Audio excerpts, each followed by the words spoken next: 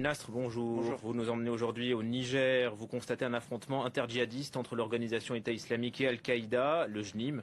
C'est le premier affrontement entre ces deux organisations, en tout cas dans le pays, au Niger.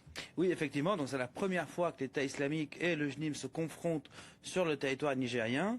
On va voir sur une carte où ça s'est passé exactement. Donc c'est à la frontière avec le Burkina Faso. Donc c'est très parlant de par la géographie des lieux, mais aussi de l'intensité de l'attaque. On parle des dizaines de morts entre les deux groupes. L'État islamique revendique 35 morts. Il faut rappeler aussi que cette localité, Pet-el-Kolé, a été attaquée en avril 2022, donc il y a exactement 4 ans, par l'État islamique quand l'armée nigérienne était en poste là-bas. Donc c'est effectivement un premier affrontement en territoire nigérien où les deux groupes sont très actifs. On va voir des images donc de l'État islamique Sahel qui datent d'il y a quelques semaines, qui démontrent en tout cas, qui font la démonstration que le groupe est présent sur 3 pays, Niger, Mali, Burkina Faso, et qu'il ne cesse de grignoter du territoire, ou du moins de s'imposer dans les territoires qu'il contrôle déjà. Donc c'est aussi ces affrontements à Pet-el-Kolé sont un rappel que les affrontements entre JNIM et État islamique n'ont jamais cessé, qui sont particulièrement intenses au Burkina Faso, mais aussi au Mali, comme en Oussaïda en janvier dernier. Et d'après sources propres, l'État islamique est en train de préparer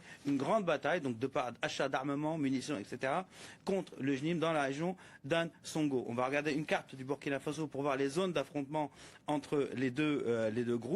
On peut dire qu'en février, il y a 18 morts revendiqués par l'État islamique dans la région d'Arbinda. Le 3 avril, donc il y a quelques jours, un affrontement revendiqué par le JNIM dans la région de Seno, mais aussi 23 morts à Adoudji en février aussi. On parle aussi d'une défection d'un commandant du JNIM, c'est pas un commandant important, Sadou, des rangs du JNIM vers les rangs de l'État islamique. Selon sources propres, il a quitté avec un de ses gardes du corps. Information confirmée par d'autres sources, effectivement, il n'y a pas eu une défection de masse. Selon le JNIM, ils disent pour des raisons personnelles, mais lui accuse le JNIM de le